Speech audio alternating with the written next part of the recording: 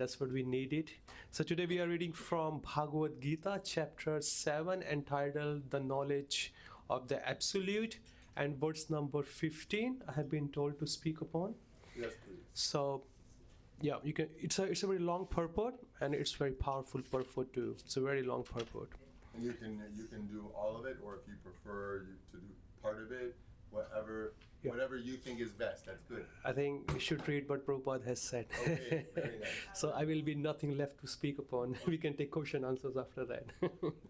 Okay, so text number 15. Namam dushkritano mudha Namam dushkritano mudha prapadayante naradamaha Adyante naradama maya apritaha jnana Mayaya paharita jnana ashrum bhavam ashritaha. So the translation and purport by Srila Prabhupada ki jai. Just please attentive because it's a very long purport. So the translation goes like that. Those miscreants who are grossly foolish, who are lowest among mankind, whose knowledge is stolen by illusion, and who partake of the atheistic nature of demons, do not surrender into me. Purport. It is in Bhagavad Gita that simply by surrendering oneself into the lotus feet of the Supreme Personality of Godhead, one can surmount the stringent laws of material nature. At this point, a question arises: how is it that educated philosophers, scientists, businessmen, administrator, and all the other leaders of ordinary man do not surrender to the lotus feet of Sri Krishna, the all-powerful personality of Godhead? Mukti, or liberation from the laws of material nature, is sought by the leaders of mankind in different ways with great plans and perseverance for a great many years and birth. But if that liberation is possible by simply surrendering into the lotus feet of the Supreme Personality of Godhead, then why don't these intelligent and hardworking leaders adopt this simple method? The Gita answers these questions very frankly. Those really learned leaders of society like Brahma, Shiva, Kapila, the Kumaras, Manu, Vyasa, Devala, Asita, Janaka, Prahlada, Bali, and later on Madhvacharya, Ramanujacharya, Sri Chaitanya Mahaprabhu, and many others, who are faithful philosophers, politicians, educators, scientists, etc., surrender to the lotus feet of Supreme Person, the all-powerful authority. Those who are not actually philosophers, scientists, educators, administrators, etc., but who poses themselves as such for material gain, do not accept the plan or path of the Supreme Lord. They have no idea of God. They simply manufacture their own worldly plans and consecutively complicate the problems of material existence in their vain attempts to solve them. Because material nature is so powerful, it can resist the unauthorized plans of the atheist and baffle the knowledge of planning commissions. The atheistic plan makers are described herein by the word duskritanaha, or miscreants. Kirti means one who has performed meritorious work. The atheistic plan maker is sometimes very intelligent and meritorious also, because any gigantic plan, good or bad, must take intelligence to execute. But because the atheistic brain is improperly utilized in opposing the plan of the Supreme Lord, the atheistic plan maker is called duskriti, which indicates that his intelligence and efforts are misdirected. In the Gita, it is clearly mentioned that material energy works fully under the direction of the Supreme Lord. It has no independent authority. It works as the shadow moves, in accordance with the movement of the object. But still, material nature is very powerful, and the atheist, due to his godless temperament, cannot know how it works, nor can he know the plan of the Supreme Lord. Under illusion and the modes of passion and ignorance, all his plans are baffled, as in the case of Hiranyakashipu and Ravana, whose plans were smashed to dust, although they were both materially learned as scientists, philosophers, administrators, and educators. These duskritanas, or miscreants, are of 4 different patterns, as outlined below. The number 1 is called mudhas, are those who are grossly foolish, like hard-working beasts of burden. They want to enjoy the fruits of their labor by themselves, and so do not want to part with them for the Supreme. The typical example of the beast of burden is the ass. This humble beast is made to work very hard by his master. The ass does not really know of for whom he works so hard day and night. He remains satisfied by filling his stomach and a bundle of grass, sleeping for a while, under fear of being beaten by his master and satisfying his sex appetite at the risk of being repeatedly kicked by the opposite party. The ass sings poetry and philosophy sometimes, but this braying sound only disturbs others. This is the position of the foolish furtive worker who does not know for whom he should work. He does not know that karma is meant for yajna sacrifice. Most often, those who work very hard day and night to clear the burden of self-created duties say that they have no time to hear of the immortality of the living being. To such mudas, material gains which are destructible are life's all in all, despite the fact that the mudas enjoy only a very small fraction of the fruit of labor. Sometimes they spend sleepless days and nights for furtive gain, and although they may have ulcers or indigestions, they are satisfied with practically no food. They are simply absorbed in working hard day and night for the benefit of illusory masters. Ignorant of their real master, the foolish workers waste their valuable time serving mammon. Oh, okay. Mammon. Wow. How do you say this? Mammon. I think it's mammon. Mammon, yeah. Mammon. Because it's been separated in two words here, mem and then dash and mon. Okay, mammon. Okay. Unfortunately, they have surrendered to the supreme master of all master, nor do they take time to hear of him from the proper source. The swine who eat the night soil do not care to accept sweetmeats made of sugar and ghee. Similarly, the foolish worker will untrainedly continue to hear of the sense enjoying tidings of the flickering mundane world, but will have very little time to hear about the eternal living force that moves the material world. Another class of Duskrita or miscreants is called the Naradhama, or the lowest of mankind. Nara means human being and the Adhama means the lowest. Out of 8.4 million species of living beings, there are 400,000 human species. Out of these, there are numerous lower forms of human life that are mostly uncivilized. The civilized human beings are those of who have regulative principle of social, political, and religious life. Those who are socially and politically developed but who have no religious principle must be considered Naradhamas. Nor is religion without God religion, because the purpose of following religious principle is to know the supreme truth and man's relation with him. In the Gita, the personality of Godhead clearly says that there is no authority above him and that he is the supreme truth.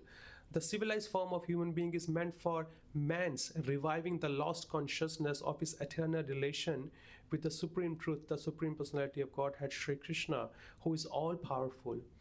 Whoever loses this chance is classified as Naradhama. We get information from revealed scripture that when the baby is in the mother's womb, an extremely uncomfortable situation, he prays to God for deliverance and promises to worship him alone as soon as he gets out. To pray to God when he is in difficulty is a natural instinct in every living being because he is eternally related with God. But after his deliverance, the child forgets the difficulties of birth and forgets his deliverer also, being influenced by Maya, the illusory energy. It is the duty of the guardians of children to revive the divine consciousness dormant in them. The 10 processes of reformatory ceremonies as enjoined in the Manu Samrita, which is the guide to religious principle, are meant for reviving God consciousness in the system of Varna Ashrama. However, no process is strictly followed now in any part of the world, and therefore 99.9% of the population is Naradhama. When the whole population becomes Naradhama, naturally all their so-called education is made null and void by all the powerful energy of physical nature. According to the standard of the Gita, a learned man is he who sees on equal terms a learned Brahmana, the dog, the cow, the elephant, and the dog eater. This is the vision of a true devotee. Sri Nityananda Prabhu, who is an incarnation of Godhead as Divine Master, delivered the typical Naradhamas, the brothers Jagai and Madhai, and showed how the mercy of a real devotee is bestowed upon the lowest of mankind. So the Naradhama who is condemned by the personality of Godhead can again revive his spiritual consciousness only by the mercy of the devotee. Sri Chaitanya Mahaprabhu, in propagating the Bhagavad Dharma or activities of the devotee, has recommended that people submissively hear the message of the personality of Godhead. The essence of this message is Bhagavad Gita. The lowest among human beings can be delivered by the submissive hearing process only, but unfortunately they even refuse to give an oral reception to these messages. And what to speak of surrendering to the will of the Supreme Lord? Nardhamas, or the lowest of the mankind, will fully neglect the prime duty of the human being. The next class, which is number 3 of Duskrita, is called Maya Apritaha Jnana, or those persons whose erudite knowledge has been nullified by the influence of illusory material energy. They are mostly very learned fellows, such as great philosophers, poets, literati, scientists, etc. But the illusory energy misguides them, and therefore they dissipate the Supreme Law. There are great numbers of Maya Prita Jnana at the present moment, even among the scholars of Bhagavad Gita. In the Gita, in plain and simple language, it is stated that Sri Krishna is the Supreme Personality of Godhead. There is none equal to or greater than him. He is mentioned as the father of Brahma, the original father of all human beings. In fact, Sri Krishna is said to be not only the father of Brahma, but also the father of all species of life. He is the root of the impersonal Brahman and Paramatma. The super soul is every entity in his plenary position. He is the fountainhead of everything, and everyone is advised to surrender into his lotus feet. Despite all this clear statement, the Maya Aprita Jnana deride the personality of the Supreme Lord and consider him merely another human being. They do not know that the blessed form of the human life is designed after the eternal and transcendental feature of the Supreme Lord. All the unauthorized interpretation of the Gita by the class of Maya Aprita Jnana outside the purview of the Parampara systems are so many stumbling blocks on the path of spiritual understanding. The deluded interpreters do not surrender into the lotus feet of Sri Krishna, nor do they teach others to follow the principle. And the last one is, the last class of Duskrita is called Ashram Bhavam Ashtrita, or those of demonic principle. This class is openly atheistic. Some of them argue that the Supreme Lord can never be descend upon this material world, but they are unable to give any tangible reason as to why not. There are others who make him subordinate to the impersonal feature. Although the opposite is declared in the Gita, envious of the Supreme Personality of Godhead, the atheist will present a number of illicit incarnations manufactured in the factory of his brain. Such persons, whose very principle of life is to decry the personality of Godhead, cannot surrender into the lotus feet of Sri Krishna. Sri Yamunacharya Albandru of South India said, "O my Lord, you are unknowable to person involved with atheistic principle. Despite your uncommon qualities, features and activities, despite your personalities being confirmed by all the revealed scriptures in the quality of goodness, and despite your being acknowledged by the famous authorities renowned for their depth of knowledge in the transcendental science and situated in the godly qualities. Therefore, grossly foolish person, the lowest of mankind, the deluded speculators, and the professed atheist, as above mentioned, never surrendered into the lotus feet of the personality of Godhead in spite of all spiritual and authoritative device."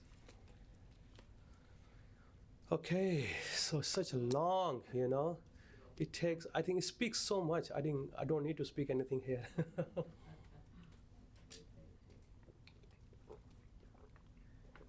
If you see, the information Krishna has provided, how long ago? This information, who are these 4 people who will not surrender into him? How long ago? 25,000 years ago. 25,000, where this number come from? Huh? 5,000 years ago. Okay, one answer. One answer. Another answer. More than 1,000. Okay. One answer is good. This is partial. If you say the full-fledged answer is to the sun god, because the first knowledge was imparted to the sun god. 4.1, the transcendental knowledge in Bhagavad Gita. Emam vivaspate yogam proktavam aham avayam vivasvan manave paraha manur ikshvake abhrit. Oh dear Arjuna, first time I imparted this science of Krishna consciousness to the sun god. And how old the sun is? No one can imagine. Okay, no one can imagine. You can see those times, this type of people were existing. It's not only today's world, these people are there in old time.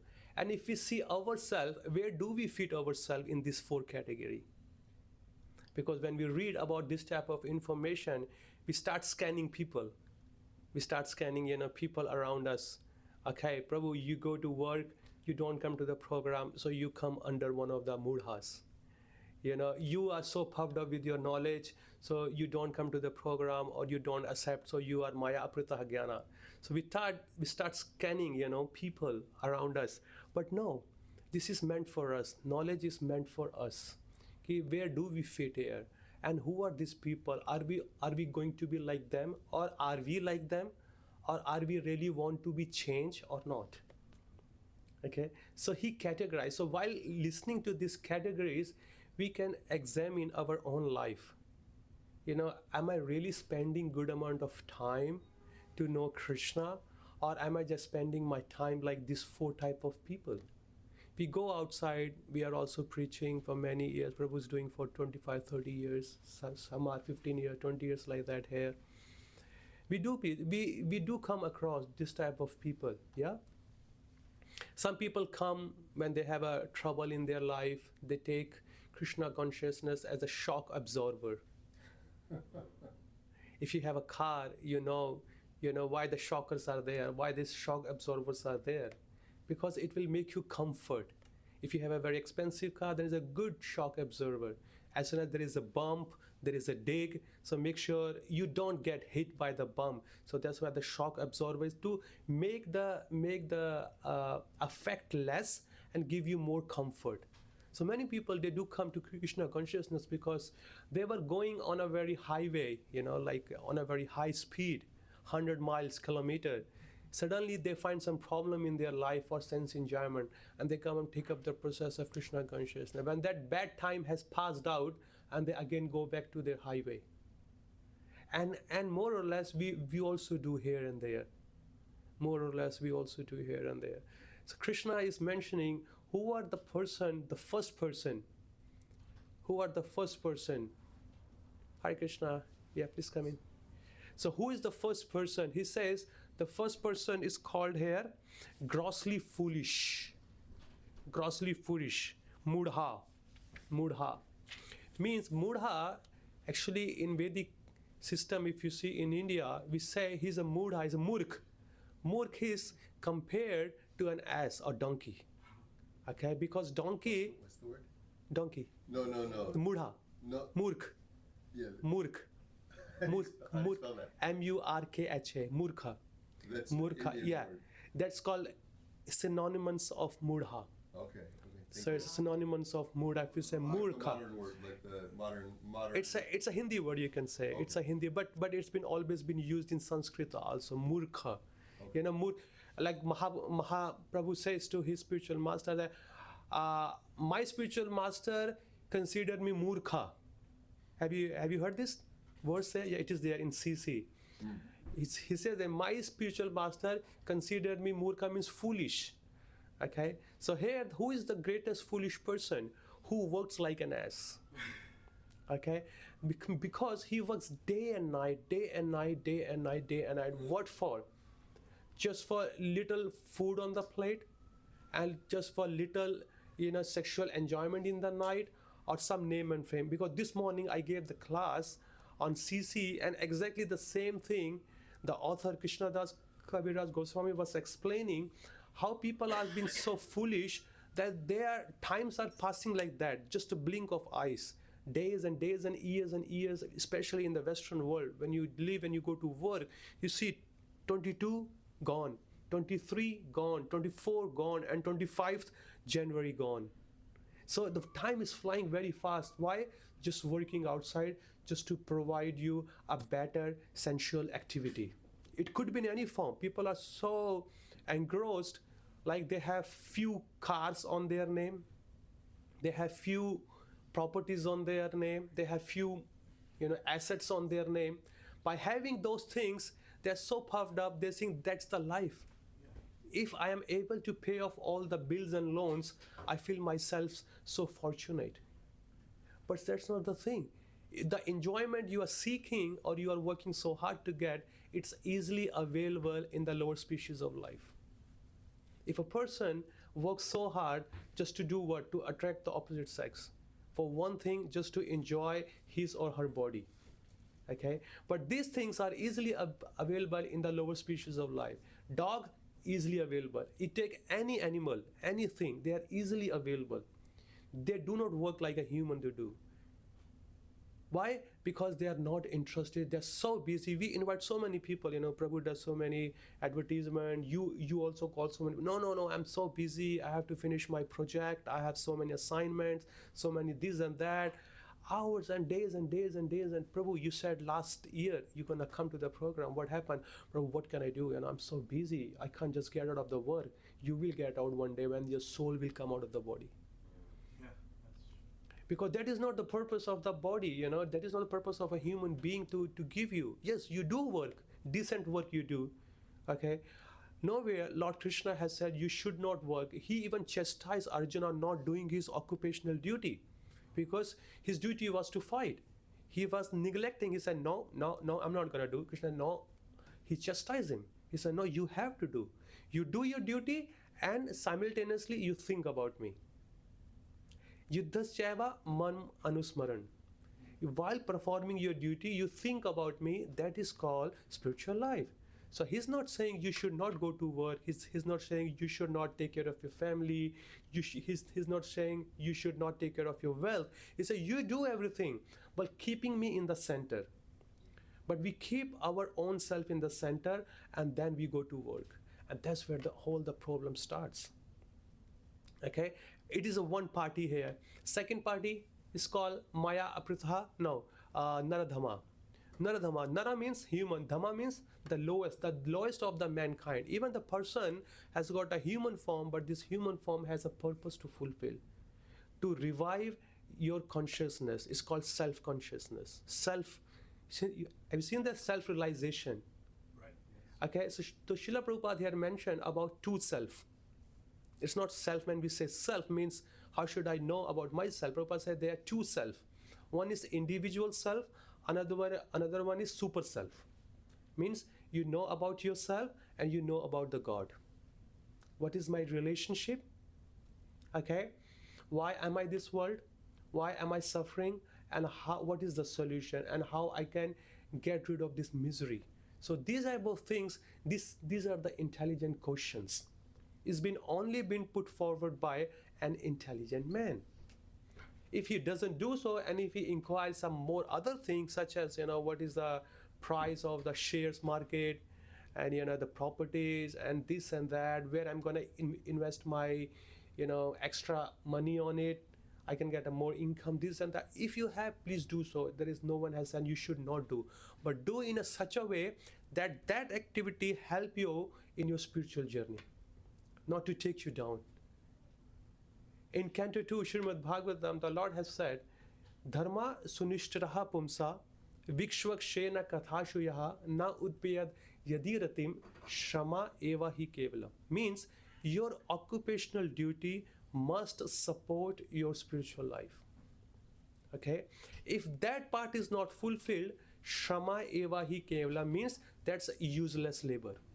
Means you have spent your whole day to work so hard to provide you some meals, some shelter, some cloth, and you got them and you went to sleep because you were so tired. And you didn't perform anything spiritual. So it's called Shrama Eva Hi Kevalam. So that is not recommended. The intelligent person, those who are sadhu, if you see in the previous life, whether it's a Satya Yuga, okay, whether it's a Treta Yuga or Dwapar Yuga, all the professions were existing. It's not that whatever we are seeing here, they are not here, they all were there. Okay, doctors were there, physicians were there, and I don't know about the lawyers. Lawyers were because everybody was living in harmony, so there was no lawyer as such. Yeah, I don't know. No, but the lawyers were there because the king was the lawyer. If anything go injustice, people take the matter to the king, and king solves them. So one thing, this profession was also there. Carpentry was there, construction was there, digging the well was there, getting the water, vegetable selling was there, like fruit markets were there, Sunday market, whatever you can say, farmer market. All the professions were existing there, but everybody was conscious about their swadharma. Swadharma means there are two types of dharma. One is material dharma and spiritual dharma. So people were doing their material occupation to support their spiritual occupation. And everybody was full, and that was the main duty of the king. So king makes sure nobody goes unemployed in his kingdom. He provides everybody some work according to the nature of the person. And because if you are free, it says the empty mind is devil's workshop. If you are the empty mind is idle mind is devil's workshop. Devil's workshop. Yeah. Yeah. So the point is, nobody was allowed to be, empty there. No, you need to do some work, because if you are engaged in work, so you will be focused, so you will not think something bad about it. And you're doing God's work. Then you will work, then you come home, you do something spiritual, and spend some time with your family and go to bed. And even while performing their occupational duty, they was always chanting the holy name of the Lord. Sometimes Govinda, Rama, Krishna, Varaha, Nrsimha, whomever form they are attached to, they were doing it. But as slowly the ages are passing out, instead of calling the Lord's name, they are just calling Justin Bieber and many other people singing those songs. Have you seen it?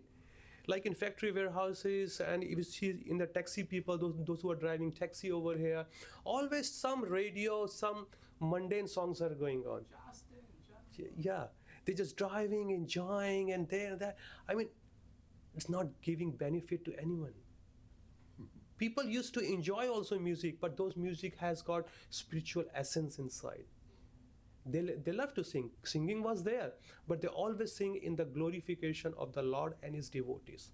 But this practice has been stopped, because as the education, as everything going up, teachers are not there, people are not interested. Why? Because that is a symptom of Kali Yuga. Prayana alpa ayushya sabhya kalau yasmin yuge jana manda sumanda mateo manda bhagyo hi upadritha.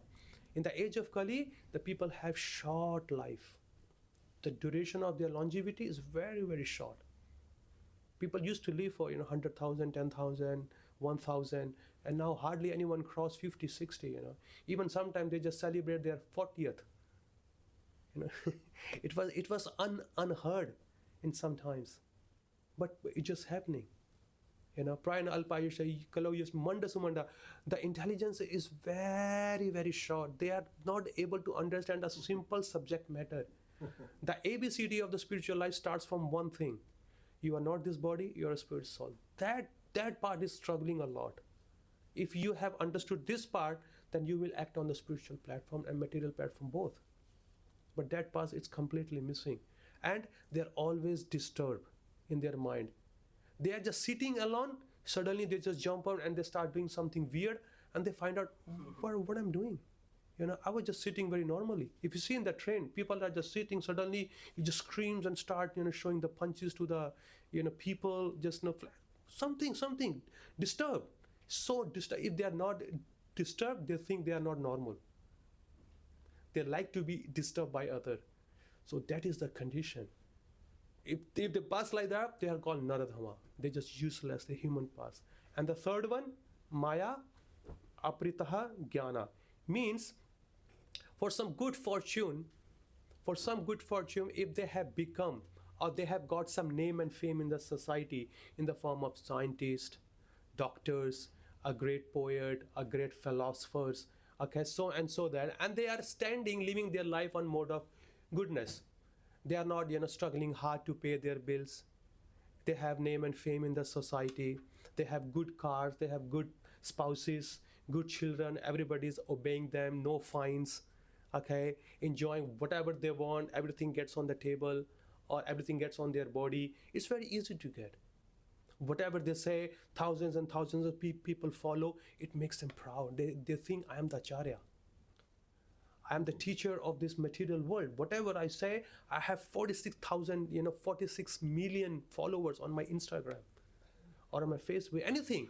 If this type of popularity makes you so intoxicated that you start challenging the God. If you see, Prabhupada is never against any profession, but he gets angry when a very popular person of such profession, okay, he's very prominent in the society. When he gives a wrong statement against the God, then Prabhupada has to raise his voice. He says, you people are scientists, you people are doctor, you people are philosopher, and so many followers you have.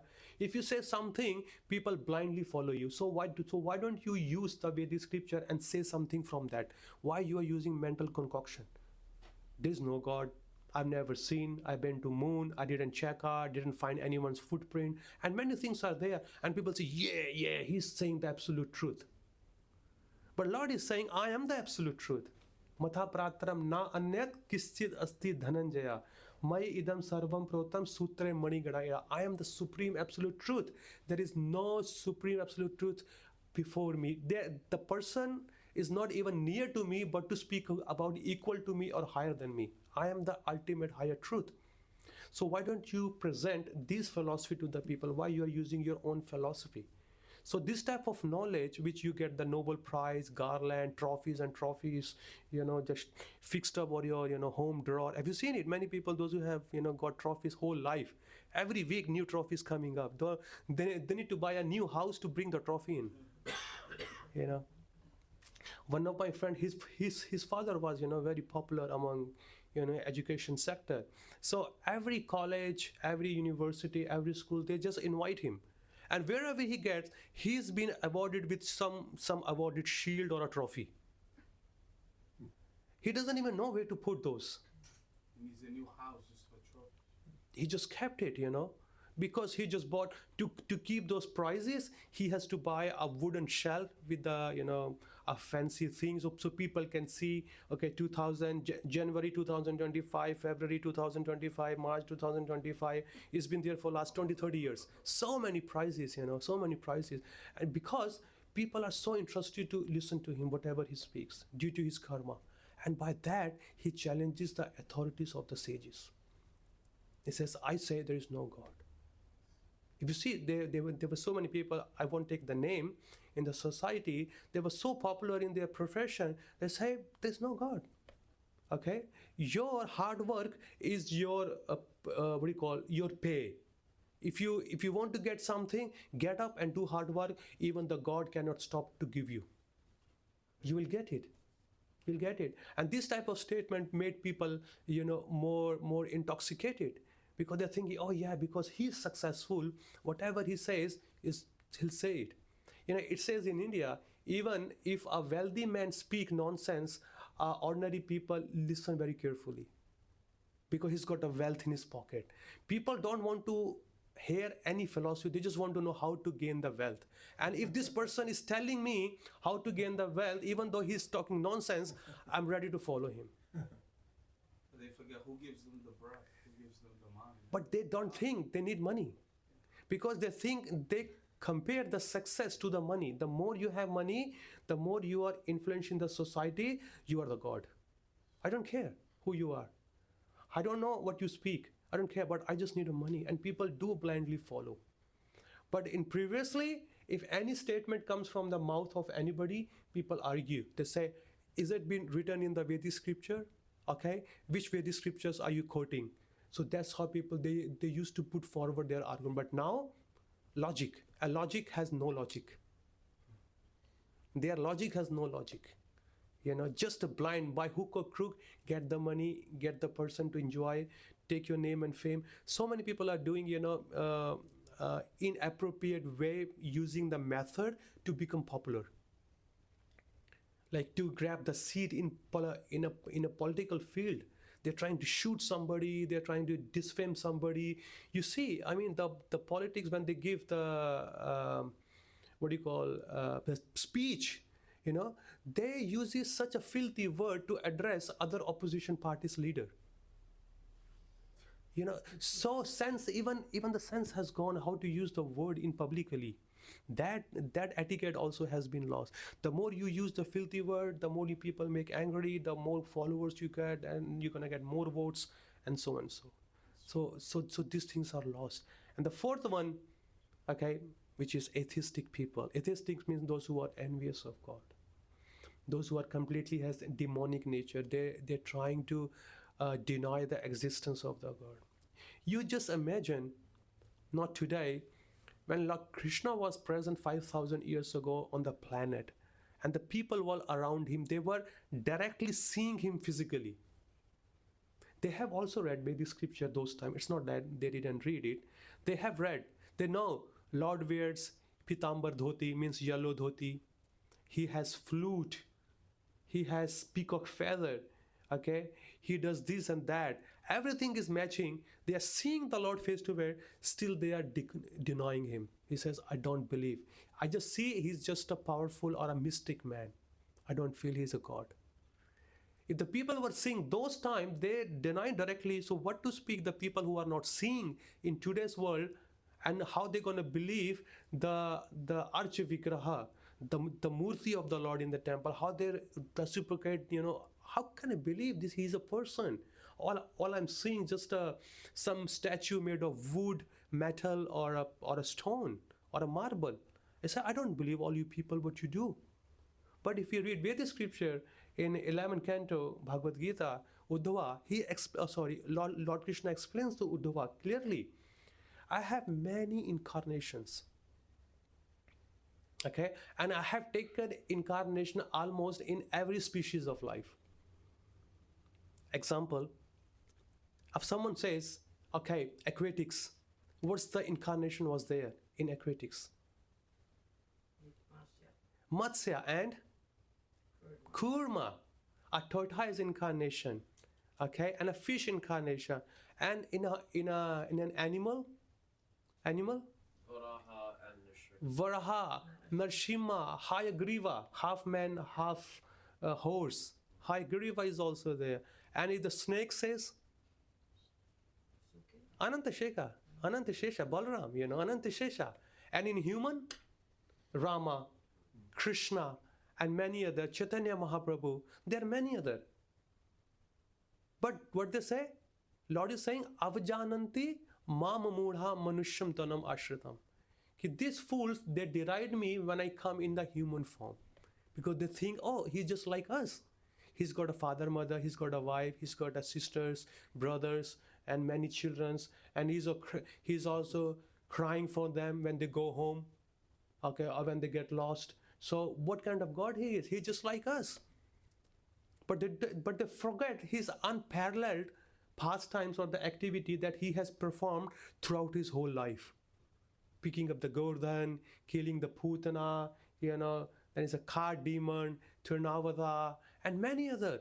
And is making the setu, the pool made of stone without any help from India, Rameshwaram to Sri Lanka.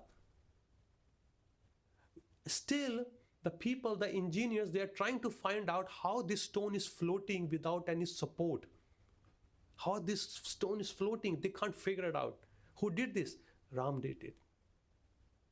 So they don't touch those parts. They just touch only that part. Look, Ravana took the Sita. He's crying like an ordinary husband, like a hand-packed husband. And he just like us. What? Yeah. Why don't he get the another wife? Why is he crying for one woman? He should get more. Go for matrimonial sites and find some more. No, it's not like that. It doesn't work like that, because whenever Krishna comes, Rama comes in any form, he has his purpose to fulfill. So another form is deity form. He says, because you people cannot approach me, you don't have intelligence, you are not spiritual at the moment, so I give you my deity form, which is made of stone, wood and things. You worship, you do a pran pratishtha, you worship them, follow the Vedic literature, because I have sent my people, my representatives, they are manifesting in the form of a spiritual master. They are teaching you how you can see me. Please follow the instruction and come back to me. But no, I'm not going to do that, because I can't digest. I'm so envious. Why is he having so many girls? Why not me? Why is he having so many wealth? Why not me? Why is he having, everybody's chanting his name? Why not they're chanting my name? And they're doing so many propaganda just to remove the Lord from the human society. So that's our misfortune. So we need to educate yourself. We need to think broadly. We have to think broadly with a broad mind. What is really good for us, what is not really good. And when we understand, we please help others also, those who are more inclined into spirituality. Because without the help of the people, those who are around us, we cannot progress into that. So, and plus we need to avoid having association of these people also, those who are here. Because when we associate more with them, our consciousness also get contaminated. Okay, I'll stop here. I'll see if is there anybody any questions or anything to add, any reflections to say upon. Yes, Prue. Thank you.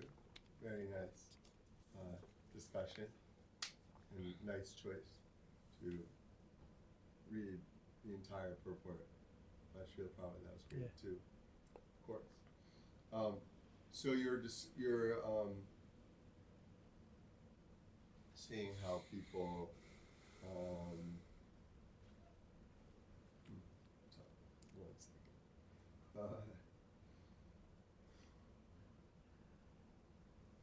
How people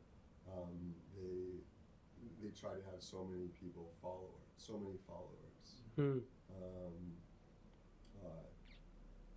Become like Krishna, you know. Everyone's saying Krishna's name, so people like to have so many followers. So they give some talks and they're counting how many people are following them, you know. Like on the internet, of course, like Instagram, you literally have a number of followers, or Twitter, or whatever. But so it seems that it's interesting because a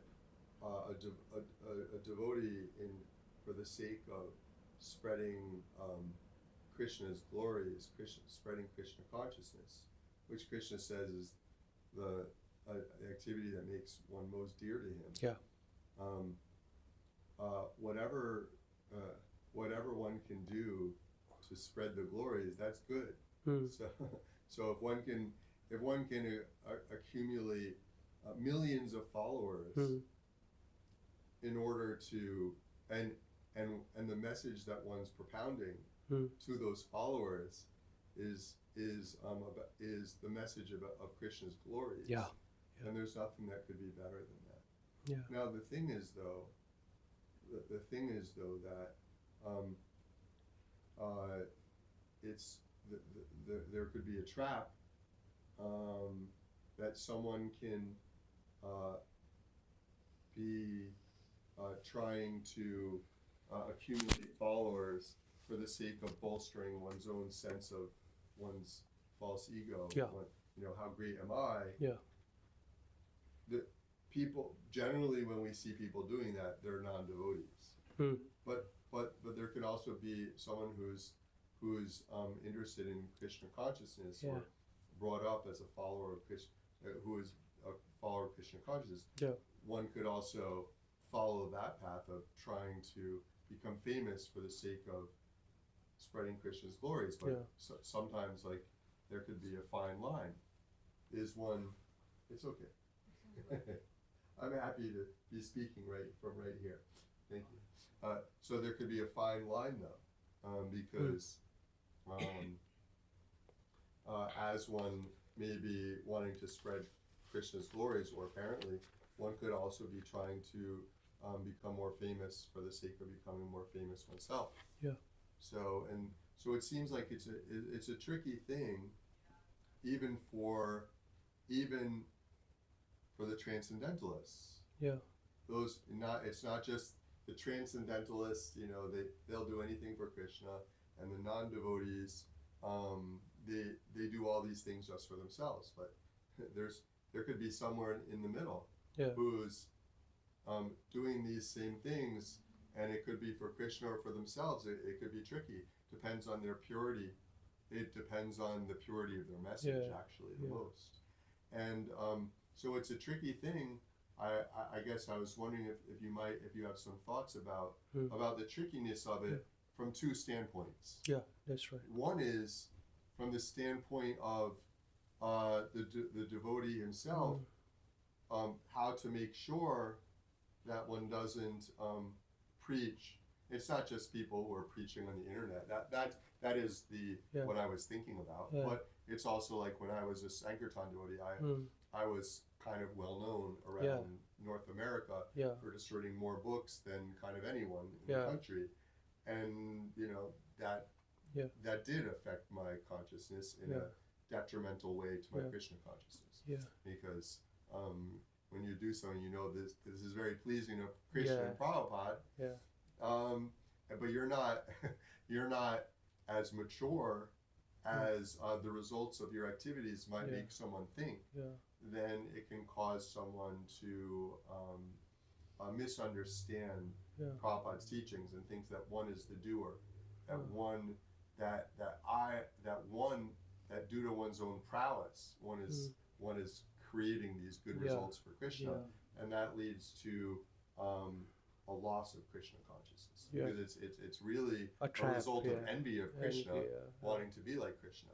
Yeah. So on the one hand, but the real example I was thinking, I was Yeah. just making that personal, but the real, or down to earth, but the real example I was thinking of was this sort of social media Yeah, type that's preaching, right. and one can fall prey to that. Yeah. But then also I was thinking from the other standpoint, how to be careful if you're the one who's the follower.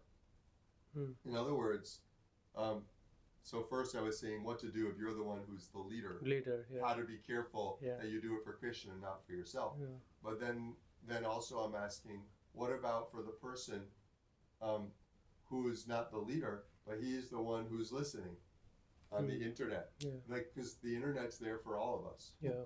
in today's life. Yeah. So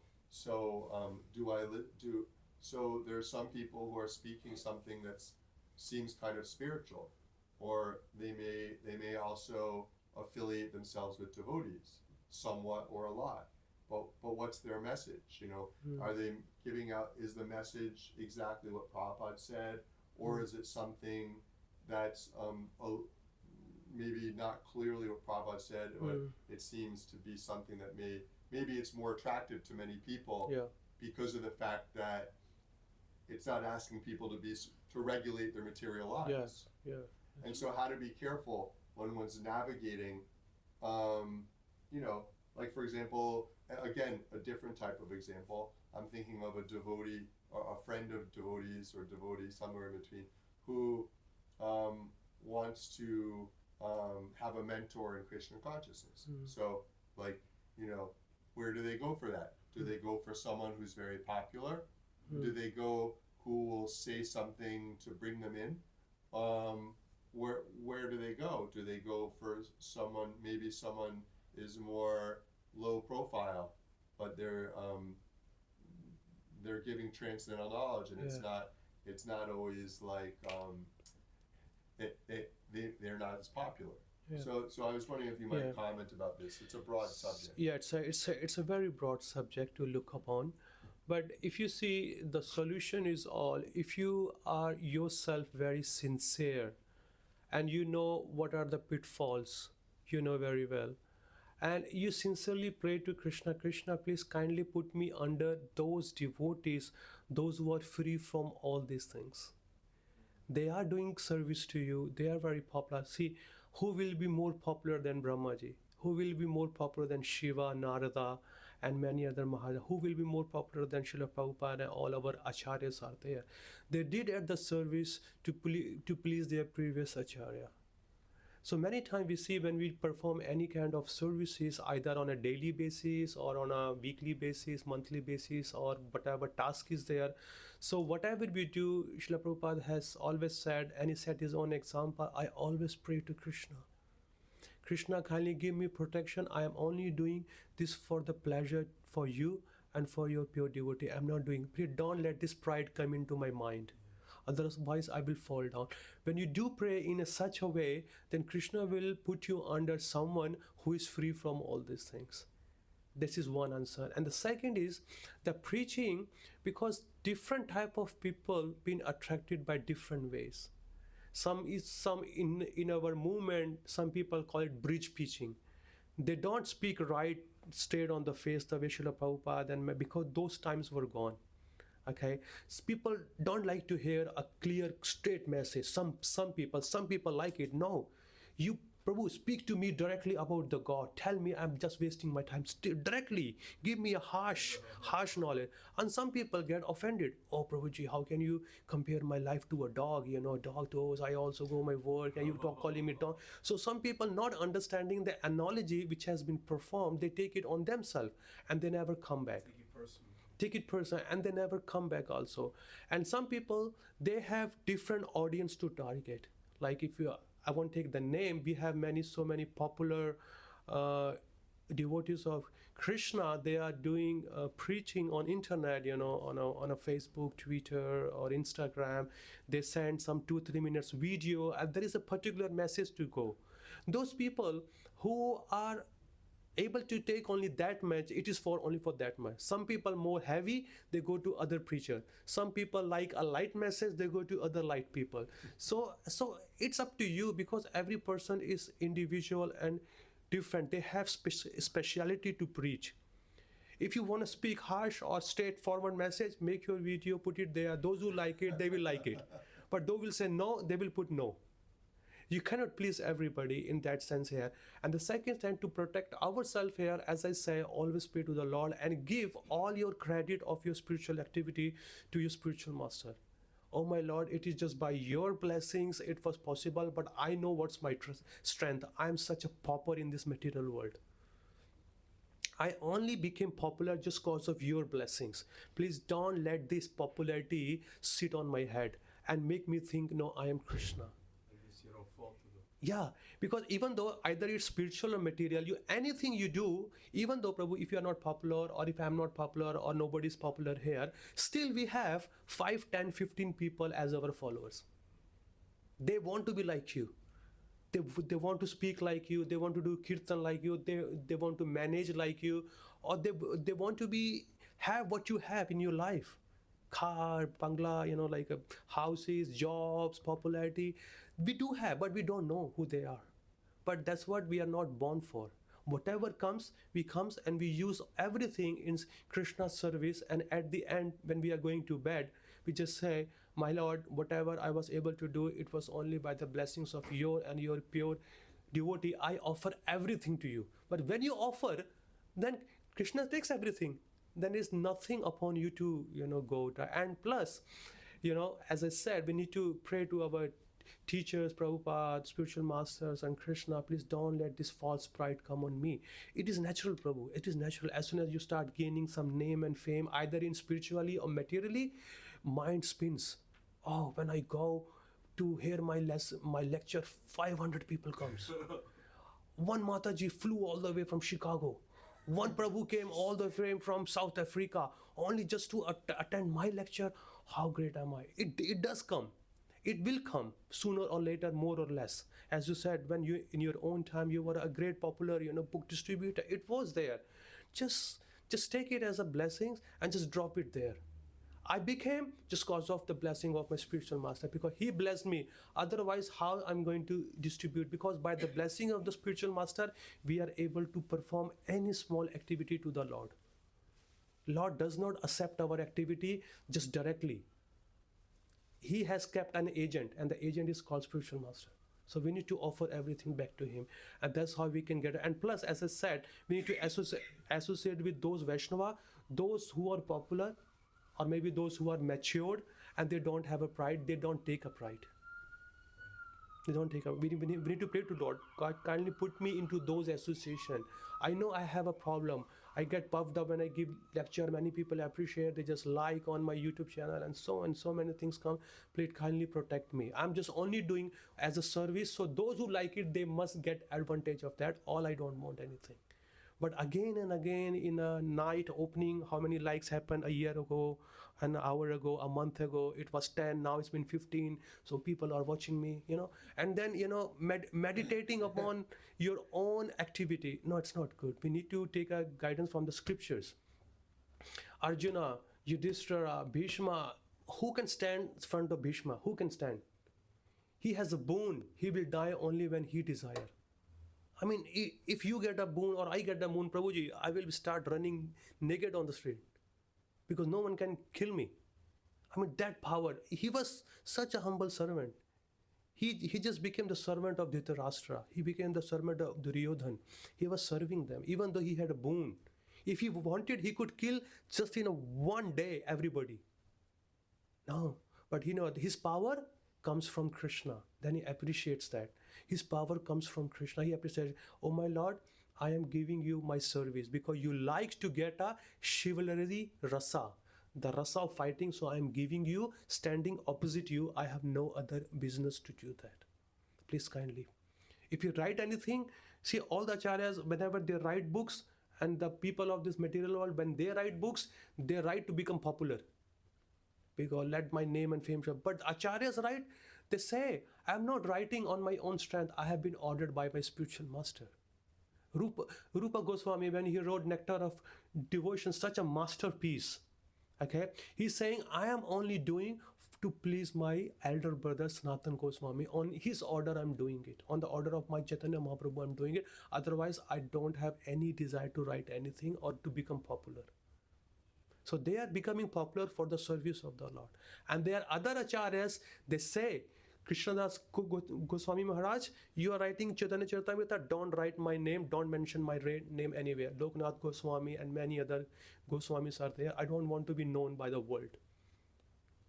So, I mean, that's my answer to you. But if you think anybody else want to add into that, you can. I like what you said. It's important to regulate your material life, like the way you said it, and it's clear. Like we have a material life, we regulate it, and then we do whatever we want. Yeah. Yeah, if you make friendship with Srimad Bhagavatam, if you read Srimad Bhagavatam will protect us. Because what means? That means it will protect our consciousness. When our consciousness is protected, then we can regulate our action. We can really regulate our action. I have really felt this. I have a very great, deep realization on this matter. If you read Srimad Bhagavatam every day, whatever the things going on in your consciousness, it protects you. Because if you have a bad consciousness to do something, even in spiritual life also, Bhagavatam protects you. When you read something, oh my God, am I thinking like that? Like on your point, I was just, last month I finished a book called Mana Siksha by Raghunath Goswami. I don't know how many have you read. I'm sure you have read it. Raghunath Das Goswami said, any kind of a popularity, name, fame, game, if a devotee is thinking, either being as a sannyasi, a very popular householders, or a vanaprastha or a brahmachari, it is being considered that you are taking a bath in the hot donkey's urine. That's heavy, it has been said. You gotta waste with words. I mean, you need to think before, okay, I'm going to sit on the Vyasasana to want to show people, who am I? I'm a great sadhu. So, sir, you are bathing in the donkey's urine. So you think like that, this is not what Lord wants. He just wants you to be completely free. I mean, that's analogy has given. If you read those, it will make you put you down. Oh my God, am I doing like that? Huh? Manha Siksha. Yeah. It's a 5th or 6th shloka is there. Very powerful, I just took a printout and I kept in my room. Every time I just looked upon, I have to put myself humble. No, I'm not going to do like that. I go to home, people give me, dhoti, kurta, orange, this like that. Have I really come for this? Or have I come to give them Krishna consciousness? And before giving them, I am giving to myself. Because by delivering a lecture, I am being purified first. So it is my good fortune that people are allowing me to come and allowing me to speak. So while 1.5 hour, 2 hour, I can purify myself. And by helping others. I was going to ask you that question. How you deal with your popularity? I'm not popular and I don't want to be popular for anything. No, because I give the answer. I just, in the night, the way I have been trained by my senior, he said, whenever you go early in the morning, you get up, you pray to your spiritual masters and Lord Krishna, they thank you for giving you the day. So let me serve you whole day. And when I'm going to bed, whatever I did, oh my Lord, I'm offering everything to you. So in this way, your consciousness is protected whole time. But if you say, nah, I'm just sleeping, dreaming, today I sang very beautiful tune. In next program, I will sing even more beautiful tune and I'm going to bring more people. And so that's not good. I mean, we are not here to become a tune consciousness. We have become Krishna consciousness. So we need to check ourselves. Nobody will check you. You have to check yourself how much you are going upper or you are going down in your consciousness. So we have to check in such a way. One more question, if I may. Yeah. What was the name of these 4 things that you said? Like person who's atheist. Yeah, it's in there, 7.15. If you read, the first is grossly foolish person. Okay, second one is the lowest of the mankind. The third one is whose intelligence has been stolen by illusory energy. And the fourth one is atheistic person. And is there a name for this 4? Like, In a Sanskrit, in Krishna consciousness. Yeah, I but gave is you, there no? a name for that? Like the whole package. Like what's the name of it? There's no name for it. the name is there are 4 kind of people do not surrender to Krishna. That is the name. Yeah. Okay, so the package name is there are 4 type of people who does not surrender to Krishna. So these are these 4 people. They're all dushkritinas. They are all dushkrinata, miscreants. They are all the all different types of miscreants. miscreants. Miss what? Don't be a Mis- miscreant. Miscreant. I don't want to be miscreant. Yeah. And So you're that's, good. then chant Hare Krishna and serve the mission, serve Prabhupada with your full heart. Whatever skill you have, whatever wealth you have. Don't be the subcreant. Don't be the muda. Yeah, read 7.15, Bhagavad Gita 7.15. It's a long purport. Prabhupada has explained many things in there. Anything else? Anybody say? Cool.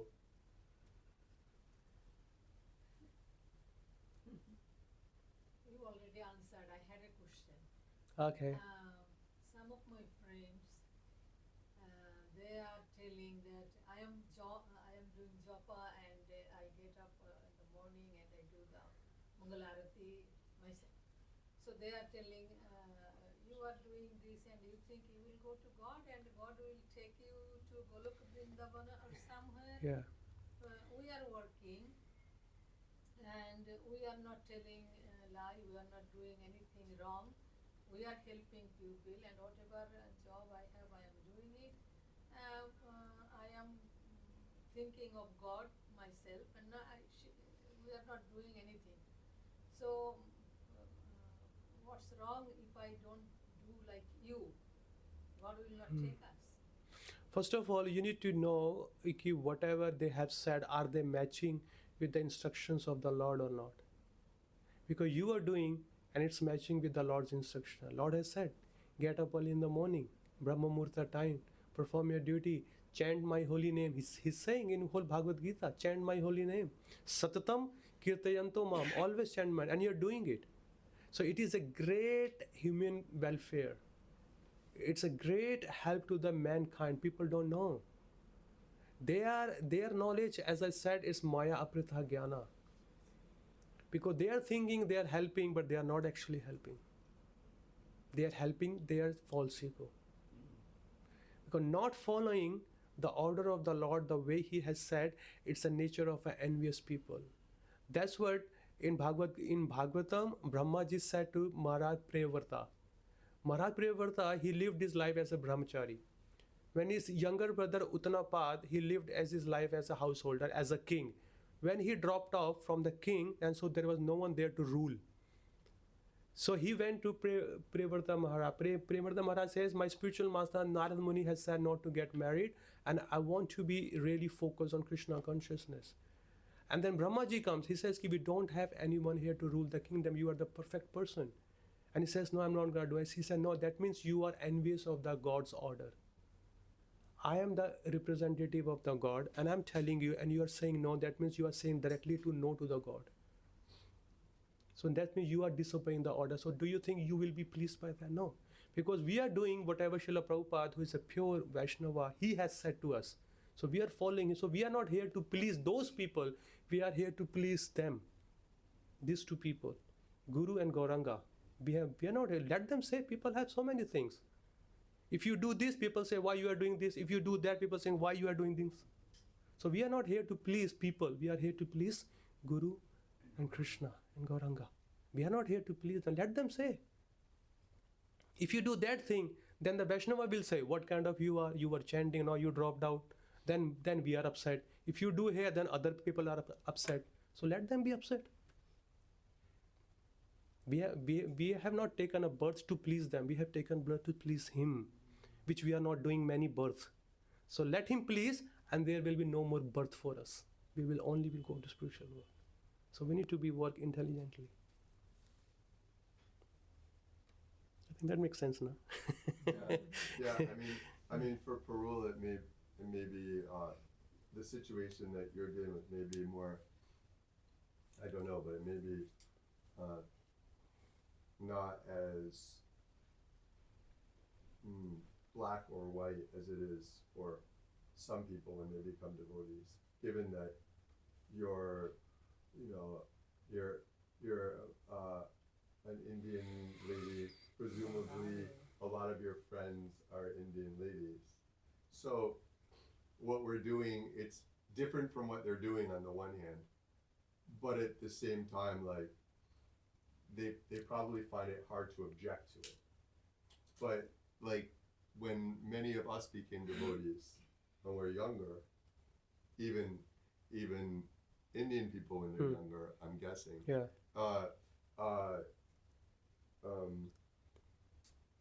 The goal of life for us is, as is propounded by society, is for us to, make as much money as possible, be as popular as possible, be as successful as possible in school, and, all these kinds of things. And so for many of us, when we started taking up Krishna consciousness, for many of us, we just wanted to really be Krishna conscious, and we found those other things not really so compatible, at least when we were younger. And so then we just devote ourselves to Krishna consciousness. And I know, like the friends, all my friends, when I was, 19, I basically, except for maybe one or two of them, never talked to them again. They didn't want to talk. They weren't interested. They weren't interested in talking to me. They couldn't understand. Yeah. It's not that I said, oh, they're Maya, I can never speak to them, but it was just like a natural thing. They were just like, what kind of world is this person in? And look at what world we're in, and there's no overlapping in these two worlds from their perspective. And Different so, platform. Actually, on this point, I also have a very good realization. A Krishna conscious person does not disinterested in any other person. Okay, he makes everybody Krishna. It is the people who cuts from you. He says, if you're going to associate with person, he will also make us like them. So better we cut him off. Because we just try to call them, Prabhu, come to temple. Oh, no, yaar, you started doing temple, you became monk, and I'm not going to do that. So they stop calling us, not we stop calling them, they stop calling us. So because they feel we will be contagious. So they say, oh. which is interesting. It's interesting. Yeah. Because it actually, one thing that's very interesting about that is that actually shows that these people who are avoiding you or avoiding me when we come devotees, it actually shows that their faith in Krishna. They actually believe in Krishna. They believe in Like, if you analyze it carefully, you say, actually, these people, they really do believe in Krishna. And like you said, they're worried that our practice of Krishna consciousness and the way that we speak about Krishna is contagious, and it's going to infect them with the same thing. But if they didn't believe in Krishna, then there's no concern about it being contagious, because it's like, doesn't matter, it's nothing. They know it. I mean, the Lord says, even if you want to forget me, you need my mercy to forget me. You can't even forget me without my blessings. I have to sanction it. If you really say you want to forget me, then he has to sanction. If you say I want to know you, then he also approves that. He said, okay, you want to know me? Okay, here are my programs, my temple, my books, my people. You can go associate with them. But if you really want to forget me, then you also need his blessing. Then he will make an arrangement in such a way, he will make you busy in this life in such a way that you will never get a chance to go to the program. you will be stuck only back and forth in the train, going to work and finish. Okay, thank you so much. So let's talk offline more into that. Oh, no, Srila you became- Prabhupada.